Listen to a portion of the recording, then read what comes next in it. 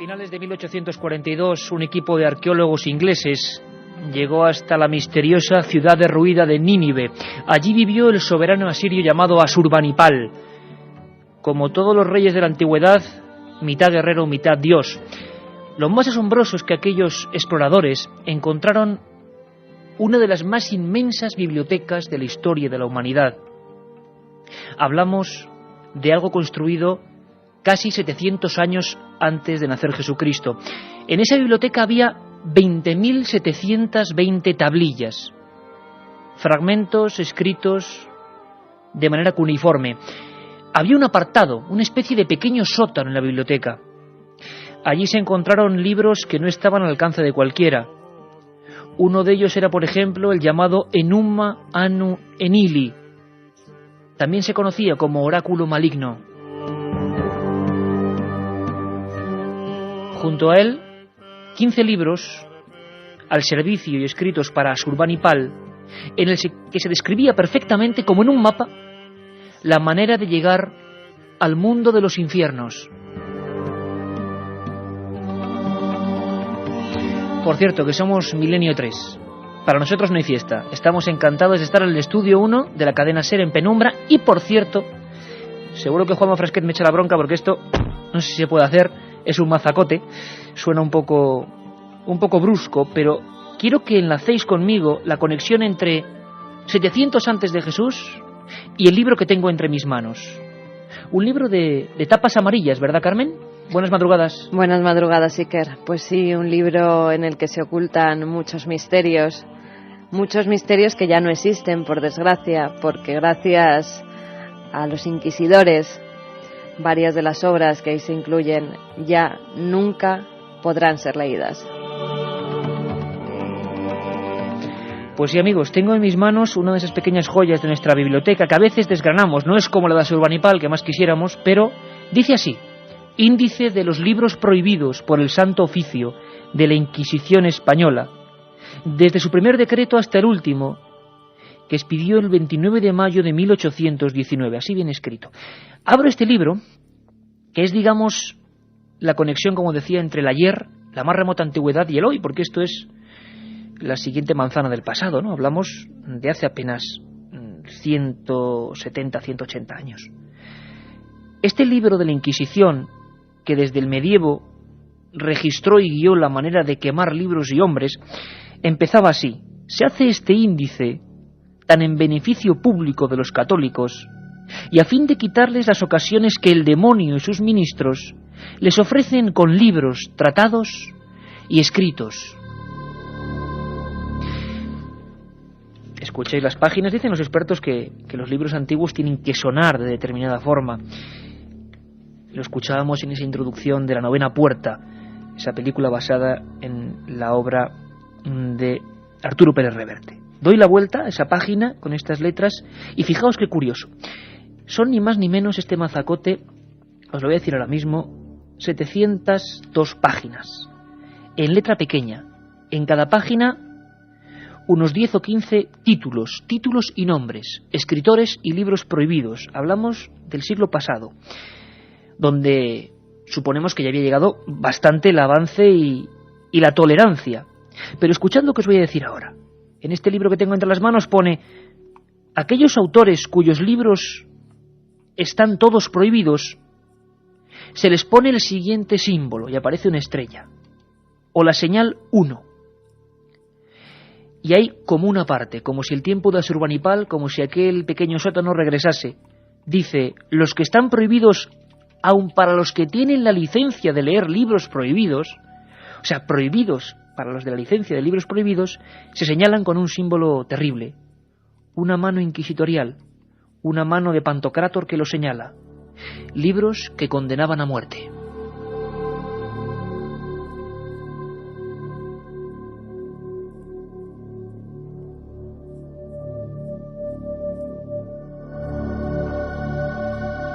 La otra realidad. Milenio 3. En la SER.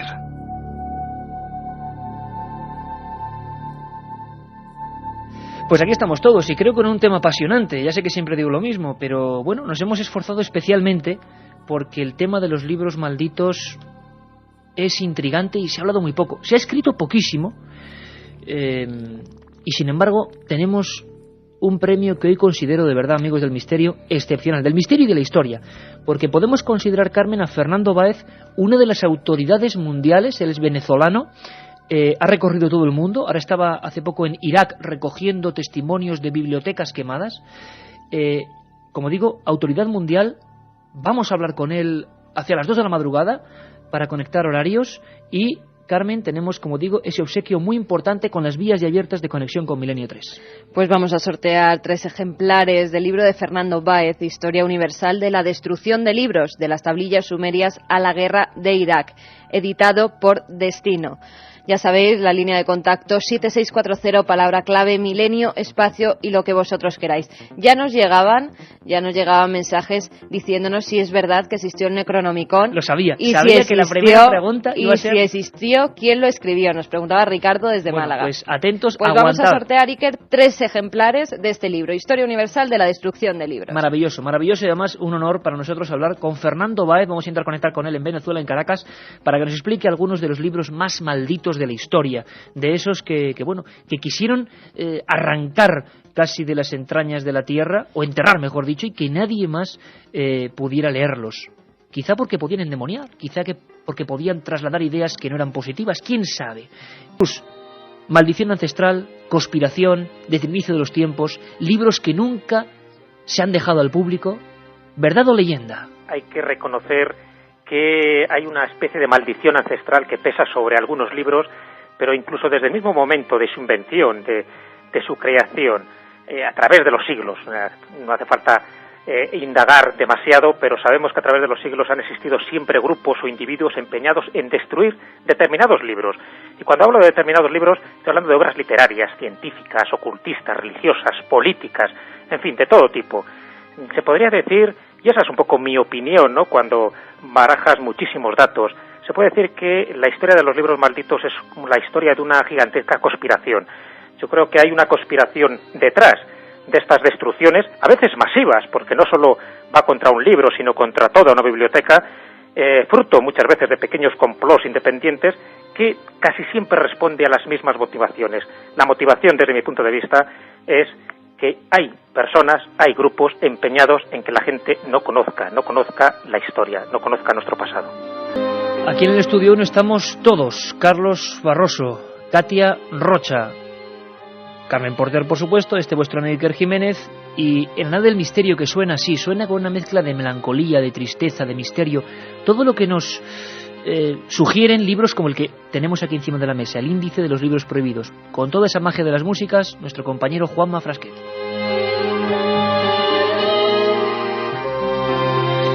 Y ahora, si te parece, Juanma, esta nave pone rumbo a Egipto, a los desiertos líbicos, por ejemplo, absolutamente remotos, con partes hasta hace bien poco aún sin explorar, y donde se encontraron primigenios libros, muchos de ellos malditos. Sobre otros surgieron leyendas que aún hoy perviven, como el Necronomicon. Vamos a hablar de un libro cuyo nombre inquieta, el libro de Thoth.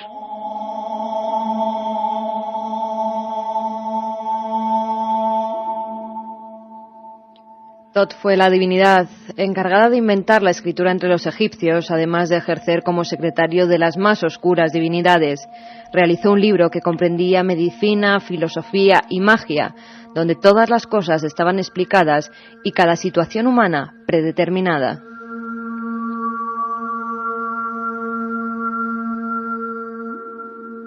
Se cree que el papiro utilizado por los asesinos de Ramsés III fue el libro de Thoth, y otras copias provocaron varios incidentes en varios lugares de Egipto. Por ello, a lo largo de los siglos, estos ejemplares fueron desapareciendo uno tras otro.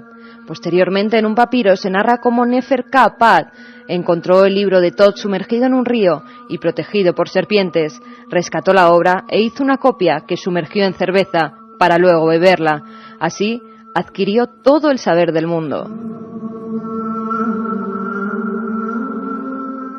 Al enterarse Thoth de lo que habían hecho con su obra, regresó de la muerte y asesinó a Nefer.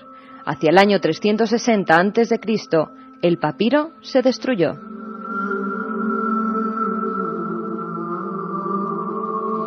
El libro de Thoth, junto a aquellos planos del infierno de el soberano asirio Asurbanipal, podrían ser, seguro que hay muchos más, algunos de los que nos han quedado rutas, nos han quedado recuerdos, nos han quedado algún tipo de pequeñas esquirlas. Hablamos de tablillas de arcilla.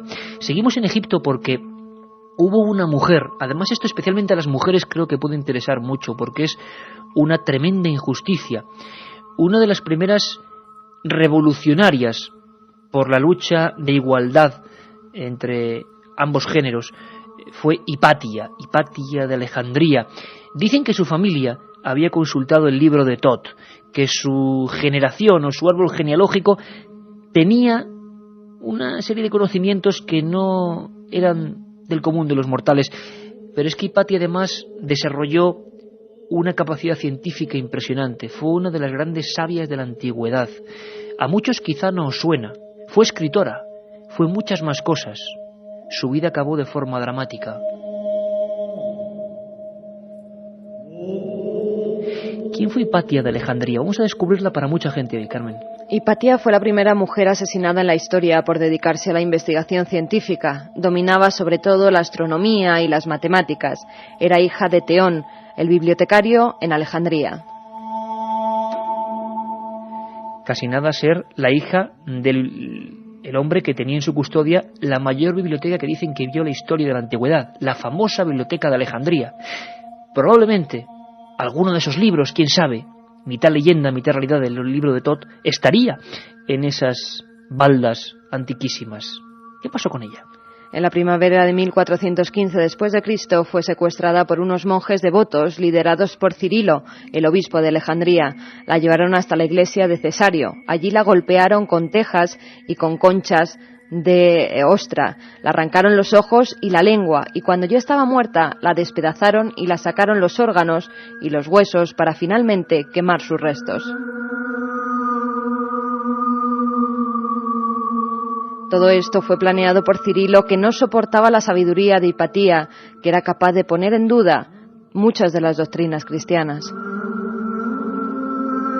Había hecho, por lo menos que se sepa a día de hoy, imaginaos qué tipo de joyas, qué libros que fueron por supuesto maldecidos el día después de su muerte, destrozados con ella, 3 tratados de astronomía y de matemática, profundísimos.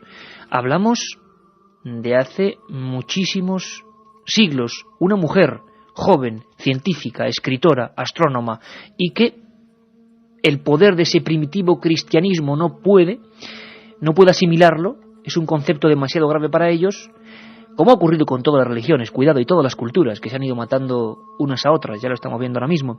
Pero fijaos la escena, ¿no? En esos desiertos de arena blanca, unos monjes con capas, esas conchas cortantes, y destrozando a esa mujer que sin duda fue maldita, pero hoy merece todo nuestro recuerdo.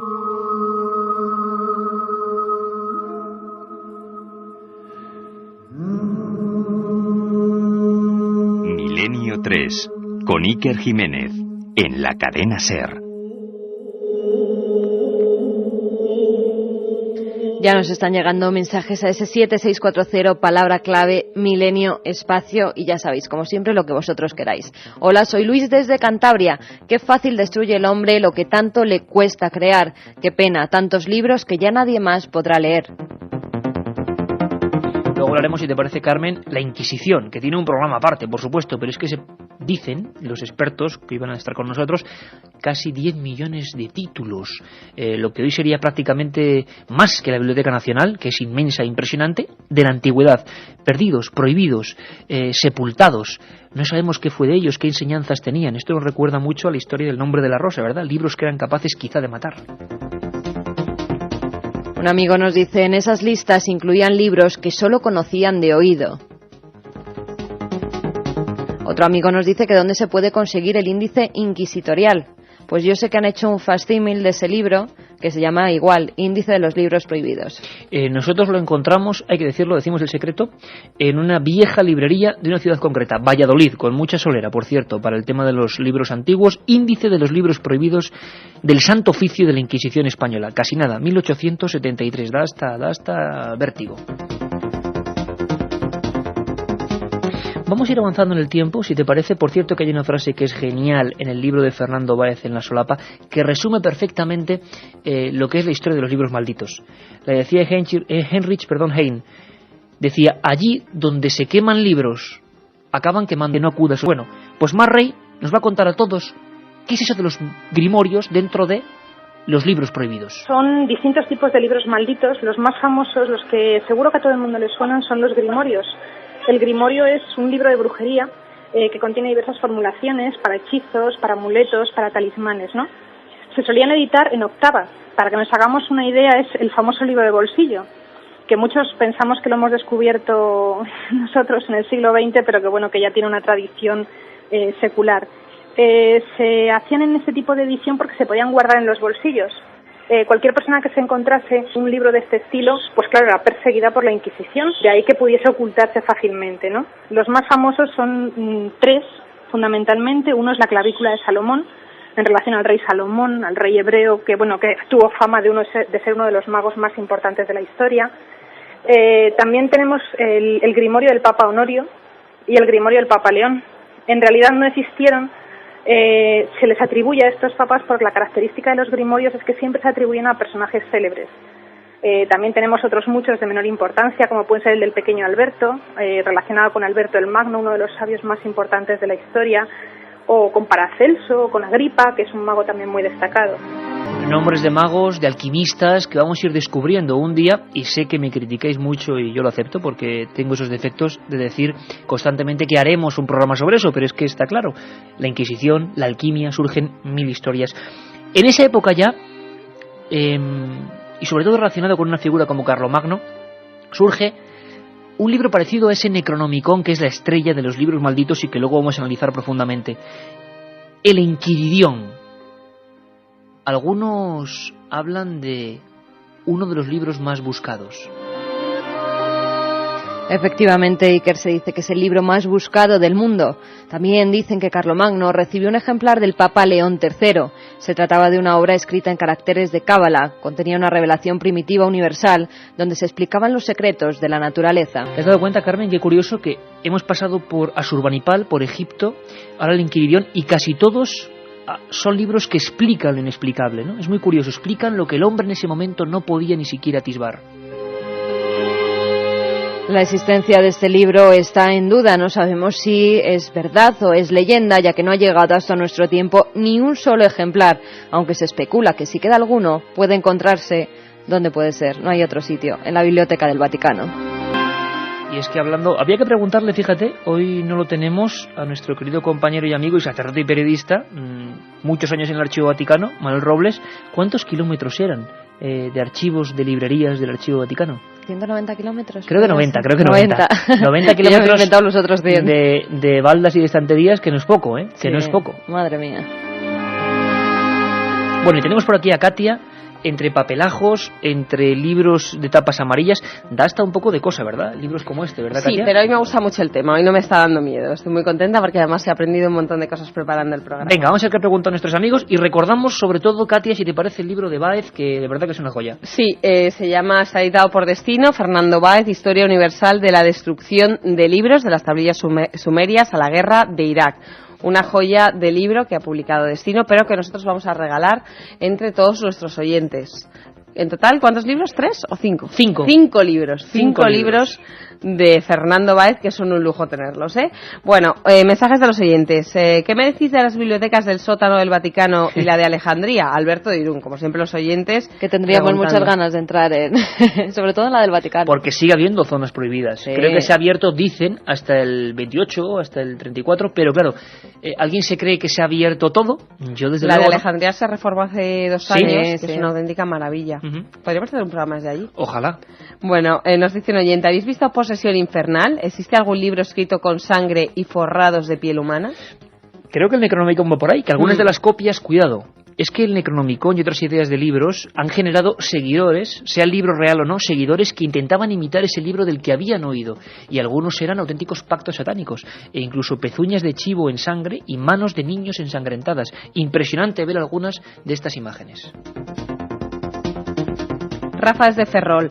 ¿Existieron los libros citados en la séptima puerta? Me parece que se refiere a la novena puerta, el libro de Pérez Reverte, Arturo Pérez Reverte, que además es la película que hemos puesto para empezar el programa. Pues además, Katy, que sigan muy atentos a la segunda hora porque vamos a volver a escuchar escenas de esa película. ¿En qué se basó esa película, de ese libro infernal, Ars Diaboli, como decíamos en un principio? ¿Cuál es el libro que genera eso y qué realidad hay o hasta dónde podemos llegar? Bueno, oyentes que se van incorporando, no está muy claro porque nos dice Óscar de Madrid, por favor, decidme qué grado de credibilidad tiene el libro del Código Da Vinci, necesito saberlo, gracias. Hicimos 2 programas dedicados a ellos, lo puede bajar de la página web www.ikerjimenez.com, www.ikerjimenez.com, acceden a la web y se pueden descargar los programas siempre con el permiso de la SER. Es una novela, el Código Da Vinci es una novela, lo que pasa que hay toda una historia por detrás que fue verdadera. Yo creo que había que escribir un libro contando la verdadera historia de René de Sato. No es mala idea. Un oyente que nos dice, siento pasión por los libros, qué gran delito destruirlos. Sí, señor. Habla de los evangelios apócrifos, por favor. Saludos desde los Gran Canarios. Muy bien, un abrazo muy fuerte para Gran Canaria. Y además, importante, Katia, porque hemos tocado en alguna ocasión los evangelios apócrifos, que serían, sin duda alguna, fíjate, no los hemos mencionado hoy, es que nuestra audiencia está siempre atenta, los primeros grandes marginados del cristianismo, esos otros libros y papiros que contaban otra historia de Jesús, otra historia de las Sagradas Escrituras y que fueron sistemáticamente prohibidos, a pesar de que algunos estuvieron más cerca de Jesús que las propias crónicas, entre comillas, oficiales. Volveremos a hacer un programa sobre los evangelios. Un tema que la verdad que no es lo que pretendemos. Javi de Almería nos dice, no sé si volveré a leer después de esta noche un libro. No, pues al revés, porque lo que queremos es, y siempre hacemos el domingo, o casi siempre la sección de biblioteca, porque Internet está muy bien, pero, por ejemplo, cuando uno quiere entrar en estos temas hay que ir a las bibliotecas y hay que adquirir libros, leerlos, cogerlos, porque están grandes historias. Imaginad lo que estamos hablando hoy, 10 millones de libros solo en el medievo perdidos. ¿Qué contendrían? Madre mía, qué Bueno, increíble. otros clientes que nos preguntan por un libro que fue polémico hace unos años. ¿Cuál fue la parte más polémica de los versos satánicos de Salman Rushdie? Sevilla, Moisés, Ángel, Bernabé. Interesante, pero hoy no vamos a llegar hasta eso, por lo tanto haremos una segunda parte. Libros malditos en el siglo XX. Sería ya mucho estirar el tema, pero como sabemos que va a dar para una segunda parte, lo haremos. Hoy nos quedaremos más o menos en el Renacimiento y ya veréis qué cantidad de temas. Os esperamos con Fernando Báez, autoridad mundial e historiador en la historia de los libros malditos, Necronomicon y muchas más cosas. 7640, palabra milenio, ya lo sabéis, 5 libros.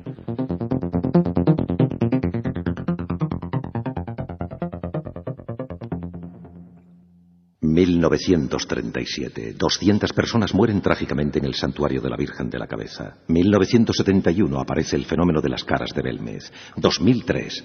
¿qué relación existe entre estos dos episodios? Descúbralo en Tumbas sin nombre. Un apasionante libro de Iker Jiménez y Luis Mariano Fernández. Una tragedia, un misterio, una investigación. Editado por Editorial Edad. Y es que esta música de Rodrigo Leao casi nos teletransporta a esas gigantescas bibliotecas polvorientas, con libros a veces situados al revés o escondidos en pequeños habitáculos.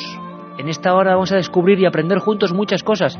Por ejemplo, que en España hay una de esas bibliotecas realmente enigmáticas. O sabremos cuál fue la biblioteca secreta del mago John Dee. Conoceremos eso, el Necronomicon a fondo, o la estenografía, libros de magia, libros que decían que podían enseñar lo invisible, libros incluso para comunicar con los muertos. O por lo menos, eso es lo que pensaban los autores que lo hicieron. Algunos fueron enterrados vivos, otros quemados, y para mechas utilizaron las páginas malditas de esos libros, la historia eterna de la intolerancia de la humanidad, y los objetos para mí más poderosos que puede hacer el hombre. Casi tan poderosos, o quiero creer que más que cualquier arma y cualquier fanatismo, los libros, donde todo queda escrito para la historia.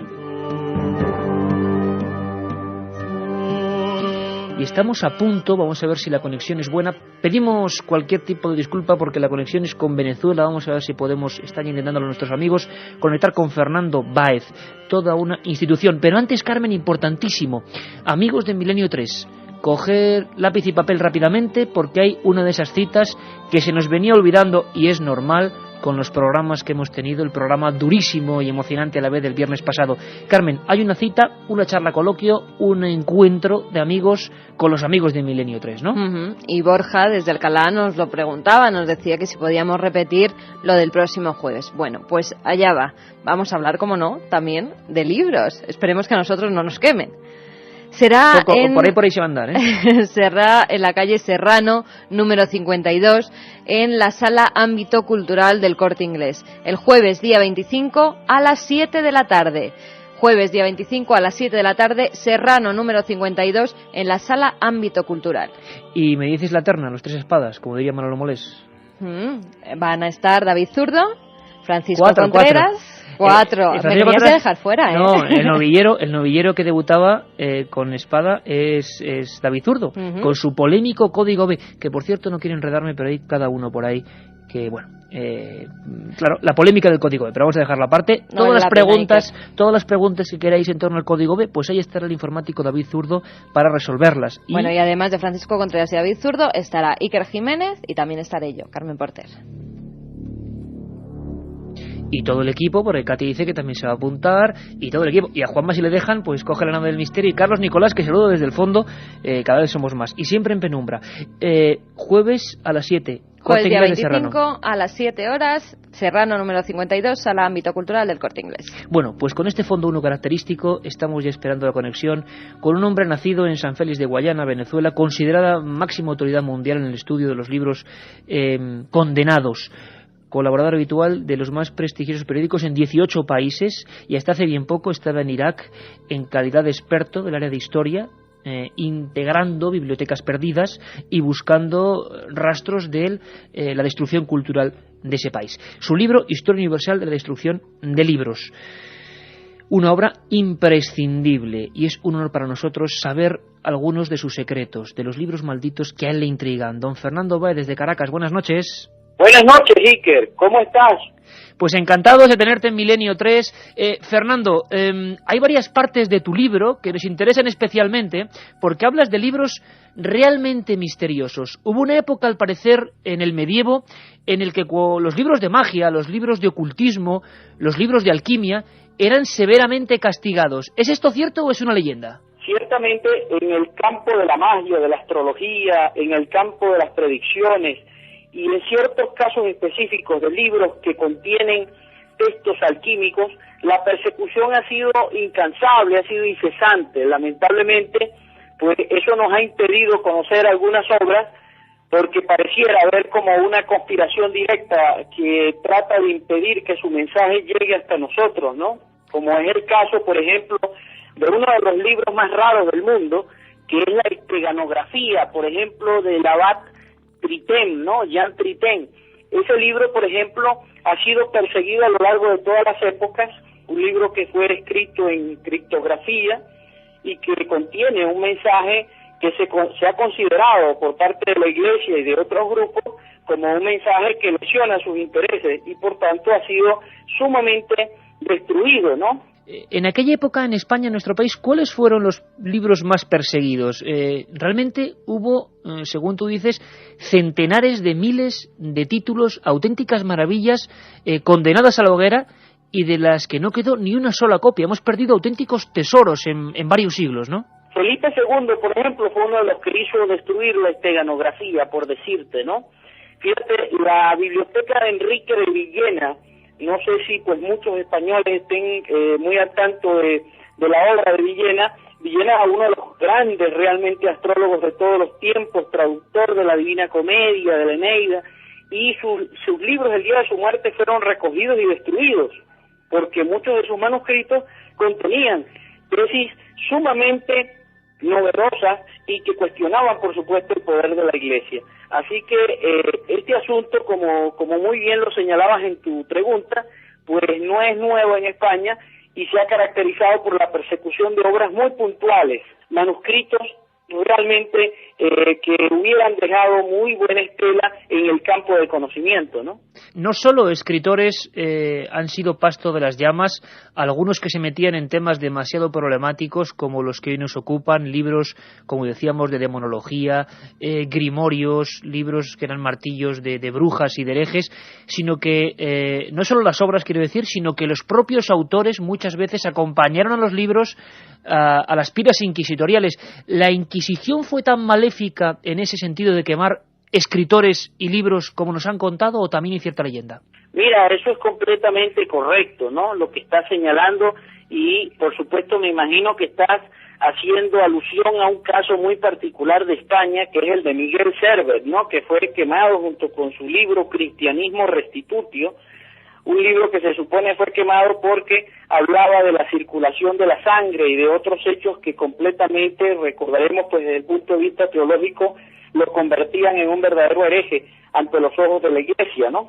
Pero en el caso de Servet fue quemado, digamos, en unas condiciones muy particulares, porque él viene siendo uno de los primeros hombres que es quemado con su libro. Anteriormente se bastaba con quemar el libro. Cristo, por ejemplo, y Sócrates, si hubieran escrito libros probablemente no hubieran muerto, porque sus libros hubieran sido quemados y los autores hubieran completamente sobrevivido, como fue el caso de Protágoras en el siglo V en Atenas, que sus libros sobre los dioses, un libro del cual no queda sino un fragmento sumamente extraño acerca de su escepticismo sobre los dioses, pues ese libro fue quemado nada menos que por los propios demócratas atenienses, ¿no? Y en el caso de Servet, pues sí se da la particularidad de que se queman junto con el autor. Y lo mismo ocurre con Giordano Bruno. Y en el caso de la Inquisición, pues es bien conocido que quizás millones de libros desaparecieron en sus manos, porque la Inquisición no solamente operó en el ámbito hispano, de España estrictamente, sino también en el ámbito de Hispanoamérica, en Perú, en México, en Venezuela, en distintos países en donde su labor fue nefasta, ¿no? Si yo te dijera tu libro maldito preferido de toda la historia, sé que es difícil, pero ¿me dirías alguno? Yo realmente diría que uno de los libros que creo que me causa más curiosidad fue ese libro que escribió John Dee y que pues se conoce con el nombre de Una verdadera y fiel relación de lo ocurrido entre el doctor John Dee y algunos espíritus, porque ese libro tiene la particularidad de que el astrólogo John Dee, uno de los personajes más fascinantes del Renacimiento, habla acerca de ciertos seres que le hablaron en un lenguaje específico que, por cierto, él describe, y cuenta todos los detalles de una serie de descubrimientos que serían posteriores, por ejemplo, al siglo XIX. Entonces, resulta fascinante realmente esa obra, y saber cómo ha sido perseguida, cómo ha sido censurada, cómo ha sido destruida, pues realmente me resulta, o me hace a mí en particular pensar que se trata de uno de los libros realmente malditos más particulares, ¿no?, que conozcan. Por cierto, una última pregunta. A día de hoy, en el siglo XXI, que parece que hemos avanzado tanto, o no, claro, según se mire, ¿sigue habiendo algún libro maldito hoy en día? Por supuesto, mira, un libro particularmente, de los libros que pudiéramos llamar malditos, actualmente, es un libro realmente extraño, que es el libro de Watson y Crick, que habla acerca del ADN, ¿no? Del ADN. Ha sido perseguido por todas las comunidades científicas, y lo curioso es que es un libro innovador, un libro que puso en evidencia lo que hoy en día conocemos como el genoma, porque puso realmente los puntos sobre las IES, y eso resulta extraño en este tiempo, ¿no? Así que, pues, digamos que hasta dentro del mundo de la ciencia hay libros malditos, ¿no? Hasta el mundo de la ciencia también hay parte de Inquisición, sin duda. Historia universal de la destrucción de libros. Además que hoy vamos a obsequiar con 3 ejemplares de esta auténtica maravilla a nuestros oyentes, Editorial Destino. Fernando Báez, desde Caracas, un abrazo muy fuerte y te esperamos aquí en Madrid cuando vengas a hacer las presentaciones del libro, y será maravilloso tenerte en directo. Un abrazo, compañero. Un gran abrazo, Iker, que estés muy bien, muy buenas noches, gracias por invitarme y gracias a los oyentes. Un saludo a toda España. Una verdadera y fiel relación de lo ocurrido entre el doctor John Dee y algunos espíritus. Vaya título. Libros con poder, libros mágicos, libros negros, libros malditos, y muchos de ellos, a partir de cierto momento, basados, inspirados, bebiendo en una obra misteriosa donde las haya. La esteganografía, así se la mencionaba. Si quieres, Carmen, antes de explicarlo, escuchamos un momento a la historiadora Mar Rey, autora de libros como Alquimia, dentro de poco de Magos y Reyes. Vamos a escucharla. La estenografía es un texto que circuló manuscrito durante muchos años, aproximadamente 150 años, hasta que se publicó impreso en la primera mitad del 17. Digo que estaba relacionado con la radio, pues porque este Abad Tritemio lo que pretendía era que las personas se pudieran conectar y comunicar entre sí a través, podríamos decir, de los ángeles. La magia natural de la Edad Moderna da muchísima importancia a los ángeles como medios con los cuales una persona, si elabora una serie de conjuros determinados, puede comunicarse y de esta manera pues poder saber qué es lo que está ocurriendo en otras partes del mundo. Es decir, el Abad Tritemio, en pleno siglo XV, está inventando una cosa tan fabulosa como la que tenemos en el momento actual, que es la radio, adelantándose en casi 400 años. Es apasionante de leer y tuvo muchísima influencia en todos los magos de la época. Y apasionante escuchar a una autora, escritora, historiadora, especialista en muchas materias como Mar Rey. De verdad que es un lujo tener colaboradores como ella, porque yo siempre me la imagino como alguno de esos personajes, pues no sé, de alguna obra como la de Manuel Pimentel, el político y escritor, la de Puerta de Indias. Te imaginas a la investigadora buscando entre archivos, o alguna que otra protagonista, por ejemplo, de las novelas medio extrañas, góticas, con códigos secretos de Matilde Asensi, que siempre suelen ser chicas jóvenes investigando. Pues Mar Rey, de verdad que es un ejemplo. Pero ¿cuál es esa obra extraña? ¿De dónde surge? ¿Por qué anticipó una comunicación a través del espacio 400 años de la radio antes? Bueno, vamos a descubrirlo. El autor era un tal Jean Tritem, Carmen, que también se españoliza el nombre, se llama Tritemio, ¿no? También se le llama Tritemio, el Abad Tritemio. Jean Tritemio fue miembro de una sociedad secreta, la Cofradía Celta, donde se estudiaba astrología, cábala, magia, matemáticas y literatura. Se convirtió en abad de Sponheim, donde creó una biblioteca monástica. Sus estudios sobre la cábala hebrea los resumió en 8 tomos que tituló Esteganografía. Era un manuscrito dictado durante un sueño, según decía. En esas obras se describían métodos de escritura secreta, telepatía y telequinética. Felipe II la hizo quemar por miedo a la divulgación y desde 1609 apareció en los índices prohibidos de la Iglesia. En las escuelas de Roma se enseñaba a escribir taquigráficamente porque era una herramienta de trabajo conveniente para transcribir conversaciones, y muchas de esas obras se utilizan en ese momento pues para transcribir obras.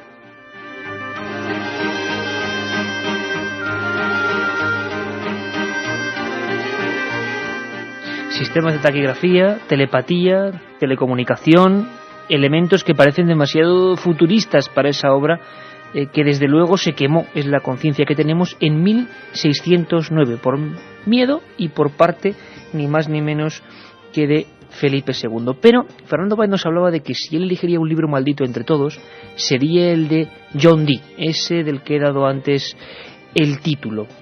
¿Quién era John Dee, Carmen? Un personaje también misterioso y que yo desde luego casi no conocía, y que ahora con esta pequeña ficha podemos aproximarnos. Un hombre que influyó en todos los magos de la época y en muchos magos españoles que sobre todo estaban en Toledo, donde vamos a viajar dentro de poco. Y también en la corte. John Dee nació en Inglaterra en 1527, fue astrólogo, matemático, espía, mago y escritor. Convenció a varias reinas como María Tudor e Isabel I de que tenía poderes sobrenaturales. Viajó por toda Europa, donde aprendió alquimia y leía continuamente la esteganografía. Aseguraba que podía hablar con los muertos y que podía transformar el plomo en oro. Durante uno de sus viajes, la biblioteca de su casa de Montalc fue saqueada y miles de textos esotéricos se perdieron. 50 años después de su muerte se publicó su libro, que se titulaba Una verdadera y fiel relación de lo ocurrido entre el Dr. John Dee y algunos espíritus. Allí escribía sus conversaciones con seres de otras dimensiones, logradas a través de una piedra negra. Se trataba de seres que viajaban por el tiempo y no por el espacio. Curiosísimo.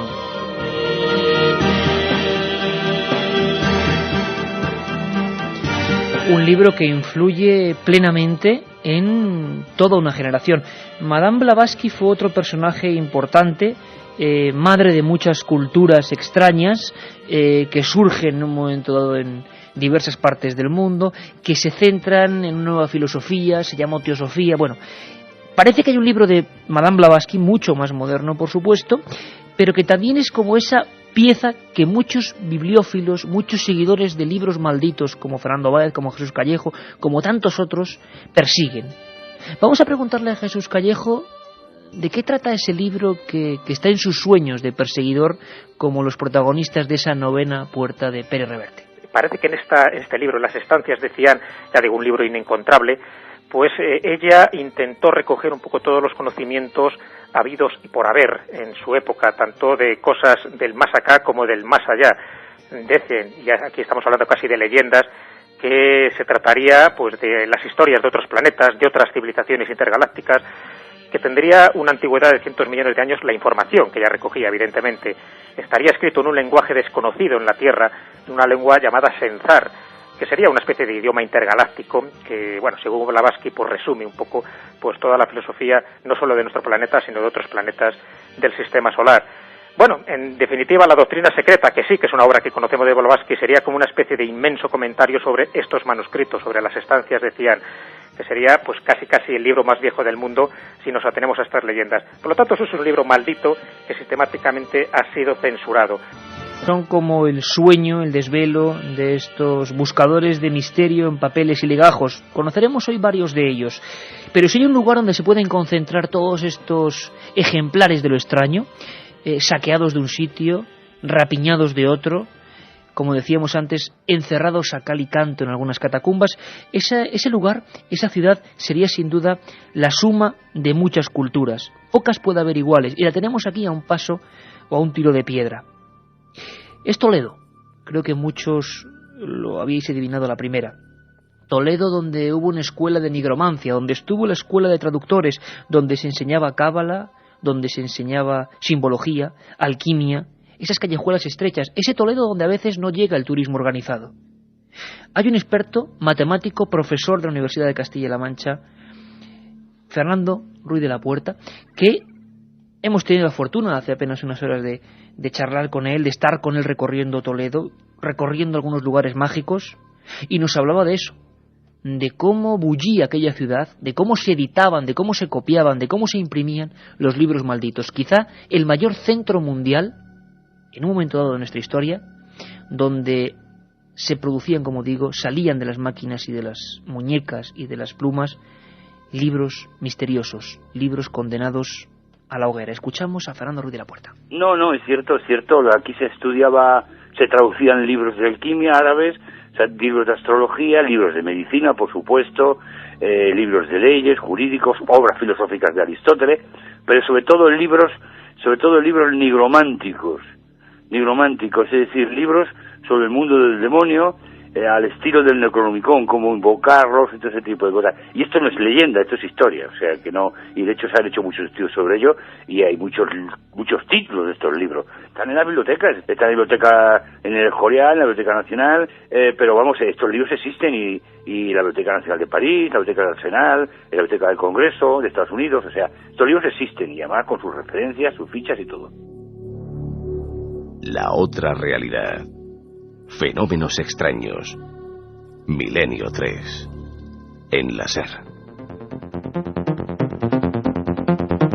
Historiadores, bibliófilos, matemáticos, profesores de universidad, expertos que tienen en común la búsqueda de estos misterios. Hablamos de Toledo y vamos a ir hacia otros puntos y vamos a descubrir, está ya a llegar, el Necronomicon, ese compendio de cosas extrañas que nadie sabe si existen o si no y que tantas preguntas motivan. Pero siguen preguntando por eso y por muchas cosas, ¿verdad? Sí, sobre todo antes he lanzado yo la idea de que nos fuéramos a hacer un programa a la Biblioteca de Alejandría y muchos oyentes nos piden que ya que Alejandría les pilla fatal para venirse con nosotros, pues que por qué no lo hacemos mejor en la Biblioteca del Escorial, pero han sido sorprendente la cantidad de oyentes que nos hacen estas sugerencias y que no estaría nada mal, que nos sigan haciendo si quieren sugerencias también al 7640, palabra clave milenio, y la sugerencia, el comentario o lo que nos quieran decir, que sorteamos esos 5 libros de Fernando. Que yo he dicho 3 otra vez, que me equivoco, como siempre son 3, hoy son 5. Por cierto, Biblioteca del Escorial, vamos a hablar de ella, una de las más mágicas del mundo. Ojalá podamos hacer, como digo yo siempre también, ese programa porque sería maravilloso, con expertos. ¿Qué pregunta la gente, Katia? Bueno, por ejemplo, Abel nos dice, ¿hay una biblioteca prohibida en Rennes-le-Château? Que yo sepa, había libros que no era muy común que tuviera un sacerdote que no estuviera ejercitado para ello, como el Rituale Romanum, el libro que se utiliza para hacer exorcismos. Y que estaba allí todavía entre las sotanas y entre los objetos de ese cura misterioso. Además muy subrayado, como si lo hubiera utilizado mucho. Eduardo de Bilbao, y me pregunto si antes de quemar los libros los leían enteros. Parece ser que sí, parece ser que las comisiones como esta del índice de los libros prohibidos aquí en España era tan rigurosa que a veces te señalaba la mano esa acusadora o la estrellita y te ponía por qué, e incluso, Katia, qué partes del libro eran prohibidas y qué partes no. Emilio de Leganés nos hace una sugerencia de otro libro, un libro que recoge citas de muchos de estos libros prohibidos que estamos comentando hoy, Formulario de Alta Magia de Piof, editado por EDAF.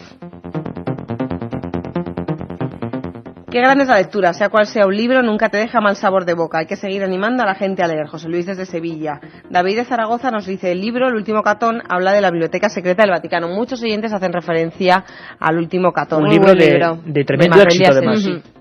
Bueno, seguimos porque dice un oyente, ¿existe en realidad el manuscrito de los maniqueos? Lo he leído en un libro titulado La conspiración de los herejes y no sé si creerme lo que cuenta. Bueno, parece que en muchos libros, vamos a descubrir solo parte de algunos, hay 50% de leyenda, de mito, de realidad, y lo que los expertos tienen muy difícil es para separar paja y grano. Vamos a poner nuestro objetivo esta noche, que es el Necronomicon, y un lugar, la Biblioteca del Escorial, para saber cuánto de verdad, de misterio y de fraude, que también lo hay por supuesto como en todo esto, y con qué nos quedamos. Oyentes que nos dicen que no olvidemos que Hitler también quemó muchos libros. También otros oyentes nos dicen, La Divina Comedia de Dante fue un libro prohibido, ahora es un clásico y lo encuentras en cualquier tienda. Cristian, en verano voy de vacaciones a Egipto a visitar esa biblioteca. Si puedo, os mandaré fotos. Ojalá, claro que sí, la esperamos, pero rápidamente además. Iker de Zumaya. Por cierto, milenio3@cadenaser.com, que dicen que pocas veces lo decimos, para cualquier documento gráfico, milenio3@cadenaser.com. Sí, y si no, que nos escriban al apartado 222-28080 de Madrid, a la atención de Milenio 3, y también nos llegan sus Por cartas. ejemplo, para mandarnos un libro maldito. Bueno, vale, pues lo abres tú.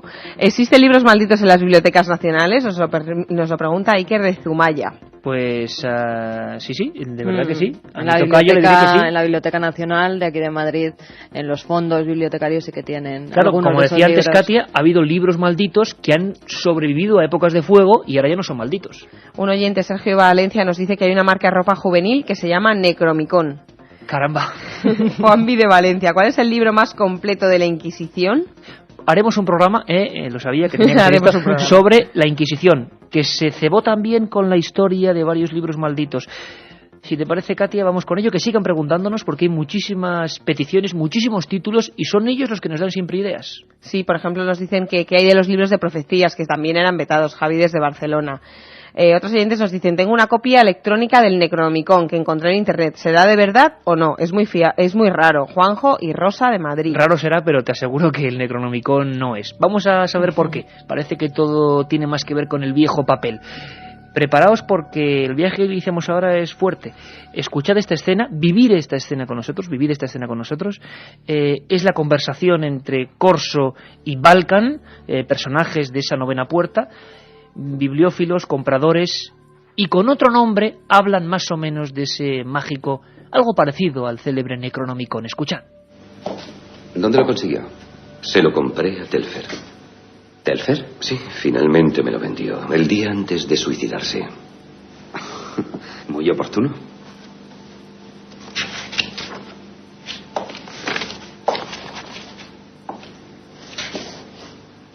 Silentium est aurum. El silencio es oro. Precisamente. ¿Ha oído hablar del Delomelanicon? He oído hablar de él, sí. Es un mito, ¿no? Un libro atribuido a la mano del mismísimo Satán. No es un mito. Ese libro existió. El propio Torquia lo adquirió. Los grabados que ahora admira fueron adaptados por Torquia del Delomelanicon. Forman una especie de jeroglífico infernal. Dicen que correctamente interpretados con la ayuda del texto original y los conocimientos adecuados permitirían convocar al mismísimo príncipe de las tinieblas. Datos. El inmenso laberinto de este título, del que se dan varias referencias buceando entre la ficción y la realidad, nos dicen que fue escrito por una especie de escritor o poeta loco que vivió hacia el 700 a.C., ni más ni menos. Se llamaba Abdul al-Adred y vivía en lo que hoy conocemos como Yemen. Podía ser un libro de viajes. Para ello vio con sus ojos ruinas en Babilonia y subterráneos secretos en Memphis. Dicen, cuentan, aseguran, discuten, polemizan, que pasó este hombre 10 años solo en el desierto del sur de Arabia, conocido como el espacio vacío. Un espacio que, según siempre la leyenda, está habitado por espíritus malignos o djinns, soldados o monstruos de la muerte. Acosado por una terrible enfermedad que le podría la sangre, vivió en los últimos años en la ciudad de Damasco, y allí recluido, según el biógrafo Ed Kalikan, ya en el siglo XII, han pasado muchísimos años, se afirma que escribe esa terrible obra, compendio de todas las visiones terroríficas que ha tenido en esa especie de tour de force, de prueba de fuego, el Necronomicon. También se cuenta que hacia el año 950 ese Al-Azif fue por vez primera traducido al griego y comenzó a llamarse por ese nombre. El libro de los nombres muertos, Necronomicon. También parece que se tradujo al latín. Algunos hablan de la Biblioteca Nacional de París, otros del Iris Museum. Incluso algunos aseguran que en esa ciudad mágica llamada Toledo se editó una de las copias auténticas, acarreando quizás más leyenda o más realidad, quién sabe. Algunos afirman que estaba hecho con piel de hombres y escrito con sangre. Le debemos toda esta historia, esta paranoia, este truco, quién sabe, a ese genio llamado Howard Phillips Lovecraft, uno de los mitos de la escritura del terror junto con Edgar Allan Poe. Por cierto que Lovecraft, quien aseguraba haberse basado en ese libro antiguo, advertía a sus lectores, y vaya advertencia, decía cerrando su estudio: se dice que la lectura de este libro del Al-Azif acarrea consecuencias terribles.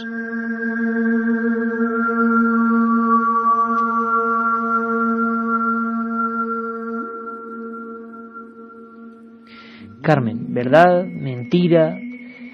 Desde luego sabíamos que iba a ser la primera pregunta, porque a veces se han mostrado libros que decían ser sucedáneos o subproductos o traducciones del Necronomicon, dibujos terribles, con esa fuerza terrible que a veces es un dibujo del demonio dibujado en 3 trazos, pero que es terrorífico como de niño, pintado en sangre, con pieles de cabra, con pieles humanas, pero nunca se ha logrado saber si eso realmente tenía un origen real, ¿no?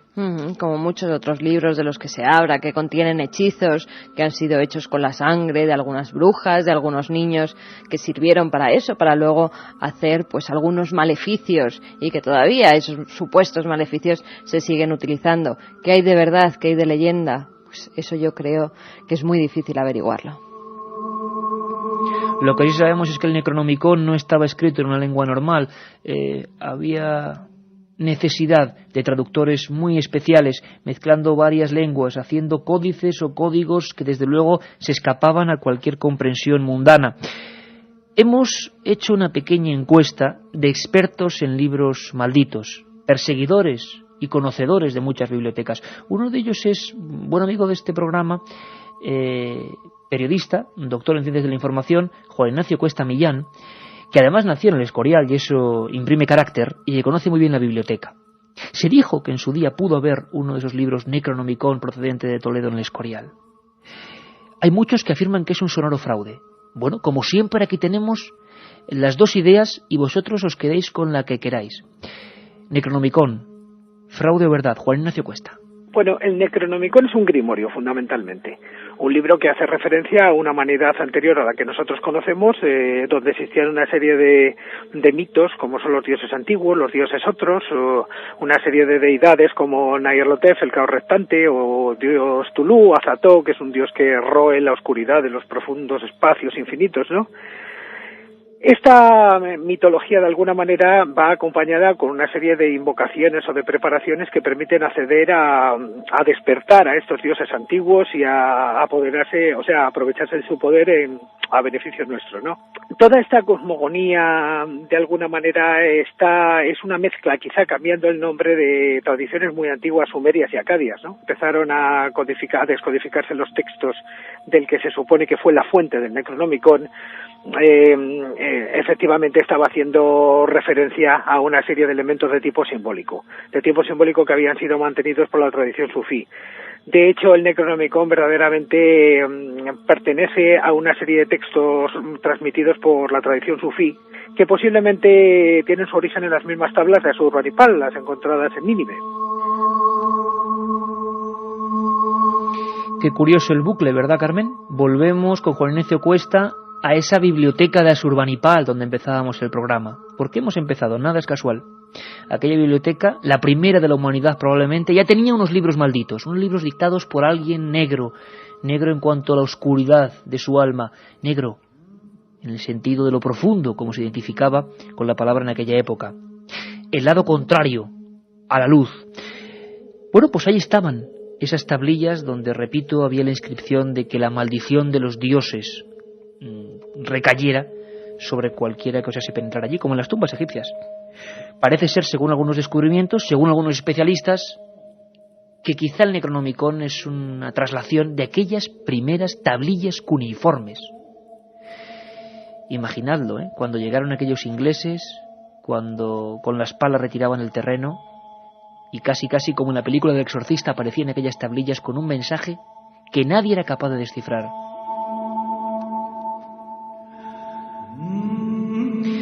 Sin embargo, Carmen, como en el mundo del misterio y sobre todo en el mundo del periodismo, división de opiniones, ¿no? Y como en los toros. Como debe ser también, porque entre unas fuentes y otras nos podemos quedar con que a lo mejor algún texto existió, pero el que nos ha llegado hasta nuestros días y del que muchos oyentes hablan, que tienen incluso entre sus manos, yo creo que no tiene nada que ver con el Necronomicon original. Si es que existió. Si es que existió alguna vez. Bueno, pues escúchame atentamente, y todos los amigos, por supuesto, líneas abiertas, 7640, los 5 libros, no 3, como digo yo todo el rato, de Fernando Báez. Escuchad, porque es rotundo, contradice en parte, y eso que son amigos y se conocen. Juan Ignacio Cuesta, Jesús Callejo. Sí, no hay duda.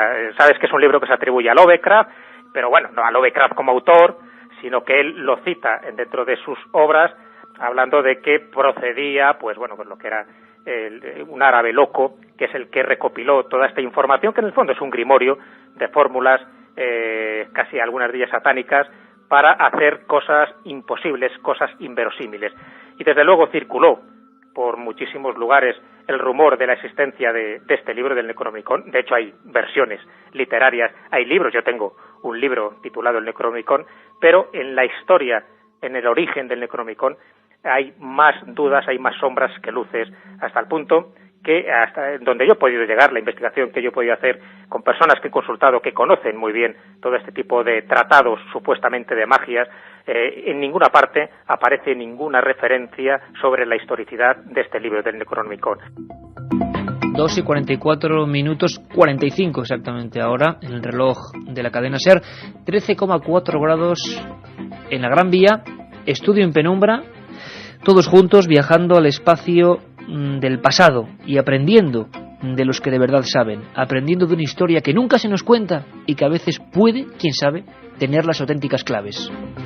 Yo me acuerdo, fíjate, Iker, de pasear cuando estuvimos el otro día paseando por el barrio de las Brujas. ¿Te acuerdas que allí además nos dijeron que se habían hecho descubrimientos realmente terribles? Y en algunas de las iglesias que había por aquella zona... Estaba excavando en ese momento en algunos sitios. En algunas de esas iglesias había seres con patas de chivo, una serie de especie de demonios alados cuyas patas eran las de cabra, con las que se identifica casi siempre al demonio.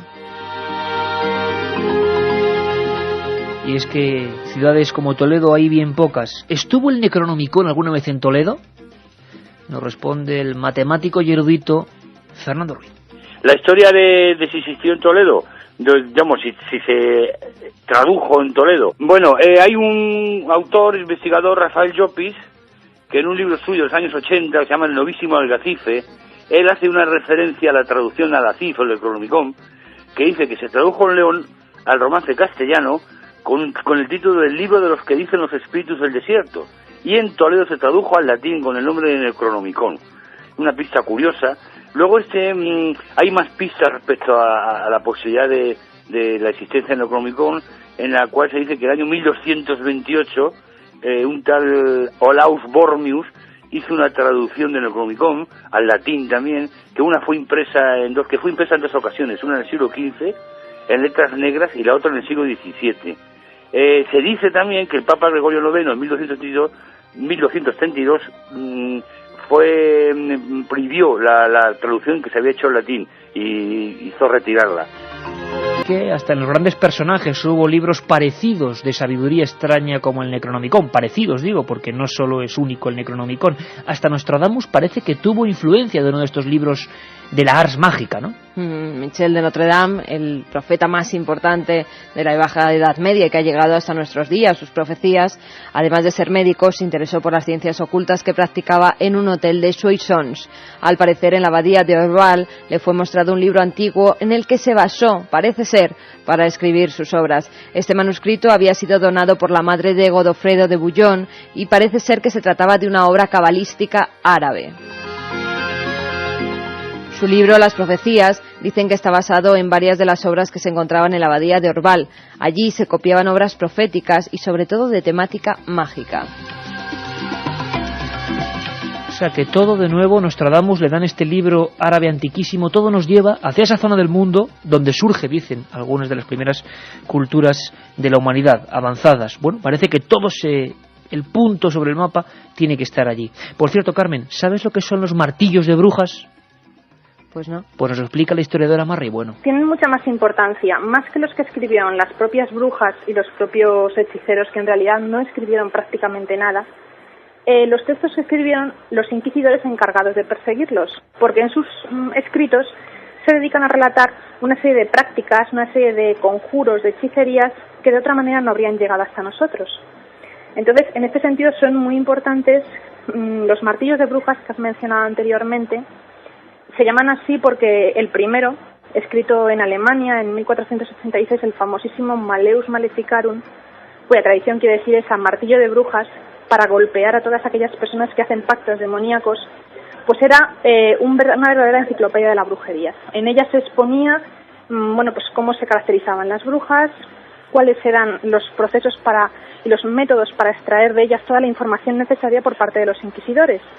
Y luego tenemos los tratados demonológicos propiamente dichos, que son aquellos que escribieron diversos frailes y sacerdotes y que se denominan sobre todo libros de conjuros.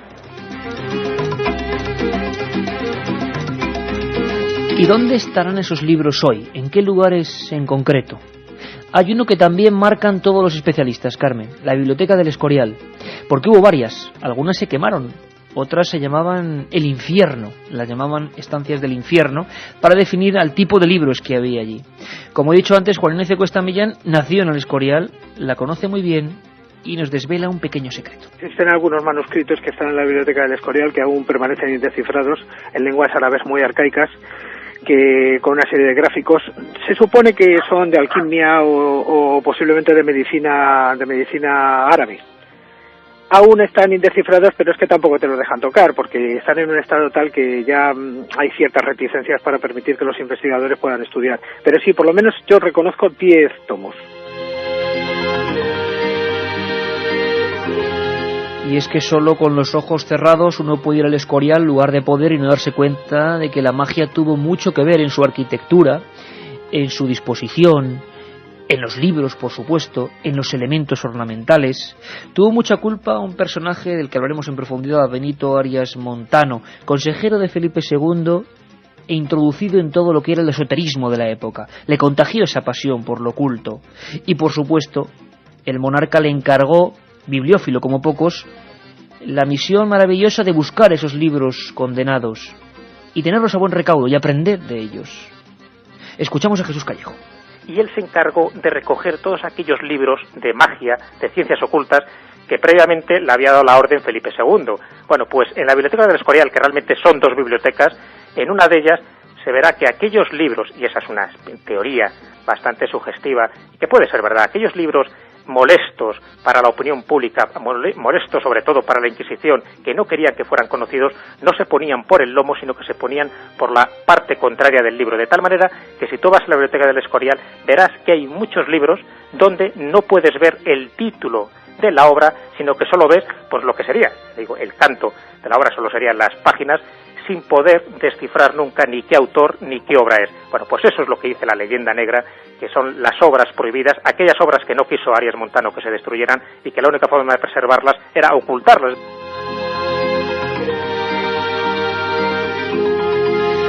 ¿Qué esconderá esa biblioteca? ¿Podremos saberlo algún día? ¿Qué dependencias todavía quedan secretas? ¿Qué se aprendió de ellas? ¿Qué tiene que ver, por ejemplo, en la alquimia, en la búsqueda de la piedra filosofal, en la búsqueda del elixir de la eterna juventud? Temas maravillosos. Marrey, una de las máximas especialistas, decíamos historiadora, autora de ese tratado, dicen único en España, Alquimia, nos habla de ese nombre que yo le ponía antes, algunas dependencias, el infierno, como nombre para una biblioteca. En la cual se ocultaron muchos de estos textos, puesto que ya sabemos todos que Felipe II era un monarca muy interesado por todo lo que es el ocultismo y la magia, ¿no? Pese a su fama que tuvo de rey prudente, de rey, bueno, pues muy importante, muy interesado con la religión cristiana, él era un gran ocultista, le interesaban todos estos aspectos. Y entonces se encargó de reunir en su biblioteca escurialense todo tipo de textos vinculados con la magia, con la alquimia, con la superstición. Y se guardaban en una zona muy especial de la biblioteca, a imagen y semejanza de las bibliotecas monásticas, que era lo que se llamaba el infierno. Se llamaba de esta manera porque se escondían en ellos los libros que eran prohibidos. Bueno, Katia, pues hoy hemos aprendido un poco, ¿no? De libros, menudo mundo. Un montón de cosas, un montón. Vamos con los ganadores primero, si te parece. Los ganadores, sí. Por ejemplo, Rosa de Talavera. ¿Pero por qué no venís a la biblioteca del Alcázar de Toledo y hacéis el programa desde aquí? Bueno, pues si nos dejan, si es lo de siempre. Luis de Zamora. Ya está bien de culpar siempre a la Iglesia, basta ya. Lola... No, cuidado, hemos hablado de muchas otras culturas, Katia, muchas otras que también han quemado libros de otros, ya no solo la Iglesia. Lola Alvear, de Murcia. ¿Cómo puedo conseguir un permiso para acceder a los archivos de las bibliotecas si no soy investigadora profesional, pero sí tengo ganas de aprender más? Bueno, yo creo que se puede solicitar con los trabajos, si está en la facultad o en otro trabajo, llevando los impresos sellados, por ejemplo, de la Biblioteca Nacional, que es un lugar maravilloso para conseguir... Porque a lo mejor una señora que es ama de casa o que se dedica a otra cosa, pues también quiere investigar. Se puede hacer, haciendo un plan de trabajo se puede hacer. Libros, sí. Y lo recomendamos, Katia, el carnet de investigador. Asier de las Arenas de Bilbao nos dice: no me decepciona nunca el programa. ¿Y por qué en un programa desde nuestra biblioteca, desde aquí, desde vuestra biblioteca? También tiene que ser apasionante, ¿no? Yo me apunto. Hay cosas como esta, el índice de libros prohibidos, que lo tenemos ahí en un rincón y a veces da miedo hasta mirarlo. Pero... También hay una biblioteca del infierno, todo dedicado al diablo. A mí me dio un poco de miedo eso. Esa balda es tuya, Sí, balda es tuya. Irene de Robledo de Chabela: tenemos una vida demasiado corta para la cantidad de libros que deberíamos leer. Me obsesiona esta idea. ¿El juez Garzón podría llevar a los tribunales a la Inquisición? Es curioso porque, como he dicho yo antes, Katia, es un tema que nos piden mucho, la Inquisición, sus misterios, su fábula, su leyenda, porque yo creo que a estas alturas nadie se puede creer la historia, no hay ni blanco ni negro, todo fue ni tanto ni tampoco, y hay muchas áreas que desde luego desconocemos, pero lo que sí es cierto es que es muy bonita reflexión, qué corta es la vida. No sé si lo decía Menéndez Pelayo, qué pena morirse cuando me queda tanto que leer. Y preguntas de todo tipo, ¿verdad, Sí, Katia? preguntas de todo tipo. Por ejemplo, Abel nos dice: ¿existió realmente el libro que cita Eco en El nombre de la rosa? Existieron varios libros, cita varios, lo que pasa es que también hay mucha leyenda urbana en torno a él. Dani de Toledo tiene una obsesión, no sabe cuál es el barrio de las brujas y quiere que se lo contéis. Bueno, que nos lo cuente mejor Fernando de la Puerta en un próximo programa. ¿Sabes la idea, Katia? Recorrer el Toledo mágico, casi estando allí con ellos, y que nos vayan explicando desde luego una ciudad donde quedó grabado el misterio y las diversas culturas de los hombres. A ver si lo hacemos. Para que veas cómo son los oyentes, Martín me dice ya para terminar un dicho hindú: un libro abierto es un cerebro que habla, cerrado un amigo que perdona, quemado un corazón que llora. O aquella otra frase célebre, no sé quién la dijo realmente, pero esa de que el libro es un amigo que jamás te falla. No sé qué pensaría en aquella comisión de exploradores ingleses del British Museum que llegaron a la terrible ciudad devastada de Nínive y encontraron aquellas tablillas que ya decían que había libros que no eran del dominio público. Libros que quizá tienen las claves del misterio, libros que quizá pueden enseñarnos cosas que se sabían en la antigüedad o sabían siempre unos pocos y que quizá explicaban lo inexplicable. este mundo tan complejo que a veces se nos escapa. Como siempre, este equipo de periodistas solo quiso aprender con vosotros y demostrar una única evidencia, que nos queda mucho por conocer. Os dejamos con los servicios informativos de esta cadena y con Mara Torres. Un abrazo. Milenio 3.